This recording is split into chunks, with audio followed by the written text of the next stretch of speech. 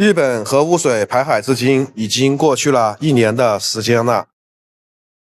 现在呢，有2个受害的国家出现了，可能很多朋友都没有想到，当这2个受害的国家出现的时候，大家呢不但不表示同情，反而呢还拍手叫好。当初日本排放核污水的时候，可谓是不顾全球人民的反对，把那个核污水执意的要排向大海。最后呢，让2个受害的国家出现了。你知道吗？当初核污水排海的时候那个韩国就受到了严厉的一个降维打击。首先就是他们当地的那个海盐直接涨价，最高涨幅达到了多少呢？我就不说了。所以说当地的人的生活韩国那边生活可谓是叫苦不迭整天以泪洗面。日本排放核污水，然后影响到韩国了。而且呢，当时你要知道四面环海的话，他们要靠什么来生活呢？就会圈一块海域搞淡水养殖。当时韩国呢就养了很多的石斑鱼，那个核污水排海之后石斑鱼大量死亡，给韩国那个渔民造成了严重的一个损失，据说有几千万吧。为什么韩国遭受到这么大的损失？首先的话，它肯定是受到了一个受害了嘛，对不对？这是一个受害的国家。为什么大家不表示同情，反而拍手叫好？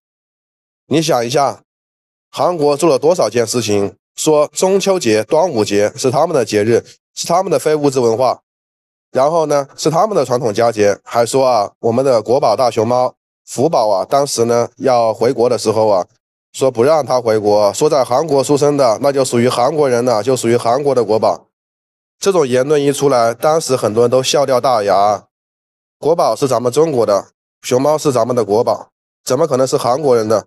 再包括韩国当时做了一件事情，就是在他们的各大学校门口就是把那个横幅拿出来，正好是在暑假的时候吧，然后我们的中国去那边留学生呢都回国了，然后在门口说中国的核污水的那个量就是那个超标量是日本的50倍，但是我们又没有排向大海，我们自己经过处理了，没有往大海里面排就这么一个没有良心的国家，污蔑人的国家，我们能够同情他吗？不仅不同情他，反而还要拍手叫好的。这日本核污水排海当时即将要排的时候，我们的海关总署第一时间站出来了，说禁止进口日本的一些海产品是不是？真的那个时候要为我们的海关总署点一个大大的赞，是不是？保卫了我们国人的餐桌上面的海鲜是健康无污染的。当初日本核污水排海说都是经过处理的，没有任何质量问题，大家不用担心。没想到全球人民都反对，他毅然决然的把核污水排向大海，最后造成什么局面呢？他们当地的深山老林里面的，比如说福岛县周边的山上的那个猪肉野猪那个辐射量超标都超了，包括他们当地种植的一些蔬菜瓜果也是一样的，也是辐射量超标了。包括当地的那个福岛县的居民以打鱼为生，渔民都是苦不堪言。那些海货没地方销了，只能就是把那个海鲜海货打捞出来，也没人要。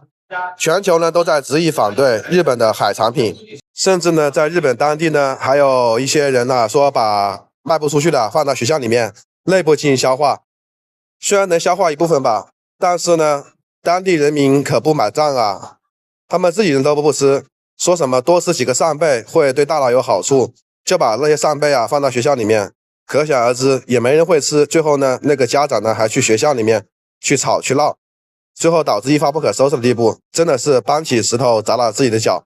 日本这个排放核污水的行为不仅是对全人的一个损害，也没有想过我们的子孙后代，没有为我们的子孙后代造福留下一片好的海域现在呢据说呢已经排了1万吨了。日本核污水排海已经过去1年了，2个受害的国家就这么出现了。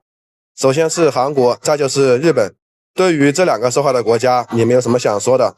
反正呢说实话，天道有轮回，不是不报，时候未到。这个时候真的是搬起石头砸了自己的脚。我们不但不表示同情，反而拍手叫好。对于日本排放核污水两个受害的国家你们怎么看？欢迎在评论区说出你们不同的看法，也可以给我的视频留言、点赞、收藏、转发给更多人看。